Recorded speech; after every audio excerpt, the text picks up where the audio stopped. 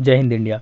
मैं आ गया हूँ आज एक नए करंट अफेयर टॉपिक के साथ जो कि कॉम्पिटिटिव एग्जाम के लिए बहुत ही इंपॉर्टेंट है। तो आज हम बेसिकली बात करने वाले हैं central extends AFSPA in Nagaland for 6 more month. तो 6 महीने के लिए सेंटर ने नागालैंड में अप्सपा को बढ़ा दिया है। ठीक है, उसी के बारे में आज हम जानेंगे। साथ ही साथ हम ये भी जानेंगे कि अप्सपा है क्या, डिस्टर्ब्ड एरिया क्या है और ये चीज़ें न्यूज़ में क्यों चल रही हैं। ठीक है, सामने आपको स्क्रीन में दिख रहा होगा द हिंदू का आर्टिकल है, centre extend AFSPA in Nagaland for 6 more months. ये द इंडियन एक्सप्रेस का आर्टिकल है, amid row over Nagaland killings, centre extend AFSPA for 6 months. ठीक है, तो इससे आपको क्लियर हो गया होगा कि 6 महीने के लिए नागालैंड में अप्सपा को बढ़ा दिया गया है।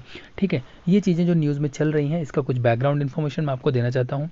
रिसेंटली आपने देखा होगा कि 13 सिविलियंस को की डेथ हो गई थी। ठीक है ना, आर्मी पर्सनल के थ्रू बाय मिस्टेक 13 सिविलियंस को मार दिया गया था। एक मारा ऐसे गया था कि उनको कुछ गलत इन्फॉर्मेशन दी गई थी कि वहाँ पे टेररिस्ट हैं और उसके कारण 21 पैरा एसएफ के लोग गए, आर्मी पर्सनल थे, वो गए वहाँ पे फायरिंग किए बाद में पता चला कि वो सिविलियंस थे और उन सिविलियंस की डेथ हो गई। ये कहाँ हुआ था? मोन डिस्ट्रिक्ट में हुआ था, नागालैंड के मोन डिस्ट्रिक्ट में, जो कोन्याक ट्राइब्स के लिए पर्टिकुलरली पॉपुलर है।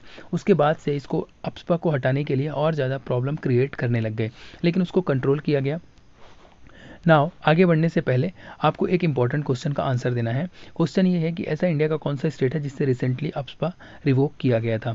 उसका आंसर आपको वीडियो को पॉज करके देना है। जो भी सही आंसर है आप दीजिए, इसका आंसर वीडियो के एंड में आपको मिल जाएगा।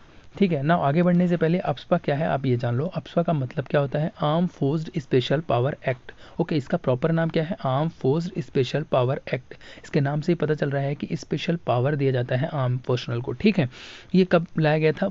11 सितंबर 1958 को पार्लियामेंट में पास कराया गया था। ये पर्टिकुलरली उन पर्टिकुलर लोकेशन के लिए जहाँ डिस्टर्ब्ड एरिया होती है, उन लोकेशंस के लिए लाया गया था। जैसे अरुणाचल प्रदेश हो गया, असम, मणिपुर, मेघालय, मिजोरम, नागालैंड, त्रिपुरा, जम्मू कश्मीर, इन लोकेशन जो डिस्टर्ब्ड एरिया होते हैं उनको कंट्रोल करने के लिए पर्टिकुलर अप्सपा लाया गया था।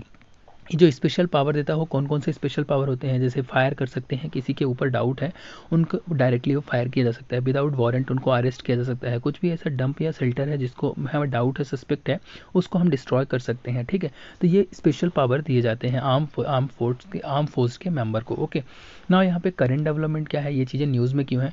तो अभी मैंने आपको बताया है कि नागालैंड में कंटिन्यू रहेगा, ये एज अ डिस्टर्ब्ड एरिया रहेगा और 6 महीने के लिए अप्सपा कंटिन्यू रहेगा।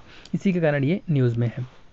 एक नोटिफिकेशन जारी किया गया था थर्सडे को मिनिस्ट्री ऑफ होम अफेयर्स के द्वारा। ठीक है, उसमें उन्होंने बताया था कि अप्सपा का एक्सटेंशन कर देंगे 30 दिसंबर तक के लिए। ठीक है, ये 1958 से चल रहा है। ओके, ये जो एक्सटेंशन किया गया है ये 3 दिन जो ये कमेटी बनाई गई थी, बेसिकली कमेटी कौन सी बनाई गई थी? एक कमेटी बनाई थी हाई लेवल कमेटी, जिसके चेयरमैनशिप किसके पास थी? रजिस्ट्रार जनरल विवेक जोशी के पास थी, और होम मिनिस्ट्री के जो एडिशनल सेक्रेटरी थे पीयूष गोयल। ओके, और साथ ही साथ इसमें और मेंबर थे chief secretary and director general of police of Nagaland और director general of Assam Rifles. तो ये बेसिकली ये कमेटी के मेंबर थे।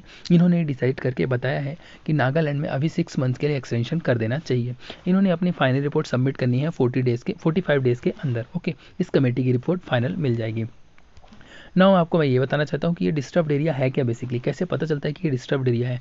तो डिस्टर्ब्ड एरिया उन एरियाज़ को बोलते हैं जहाँ पे डिफरेंस या डिस्प्यूट चल रहा होता है, डिफरेंट रिलीजन के बारे में या रेशियल लैंग्वेज के रिलेटेड, रीजनल ग्रुप्स के बीच में या कास्ट के कम्युनिटीज़ के बीच में कुछ डिस्प्यूट या लड़ाइयाँ चल रही होती हैं, उनको डिस्टर्ब्ड एरिया बोला जा सकता है। ये सेंट्रल गवर्नमेंट बोला सकता है या गवर्नर ऑफ द स्टेट बोल सकते हैं कि ये डिस्टर्ब्ड एरिया है। ओके, तो ये पर्टिकुलर चीज़ें डिसाइड करने का उनके पास राइट्स होता है कि ये पूरी यूनियन टेरिटरी या कुछ पार्ट इसका डिस्टर्ब्ड एरिया में काउंट किया जा सकता है।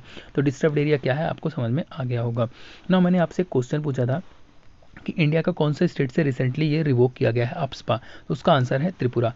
ठीक है, यहाँ पे वीडियो समाप्त होता है। उम्मीद करता हूँ सारी चीज़ें आपको समझ में आ गई होंगी। फिर भी अगर कोई डाउट है कमेंट सेक्शन में आप क्वेश्चन पूछ सकते हैं, उसका आंसर आपको मिल जाएगा।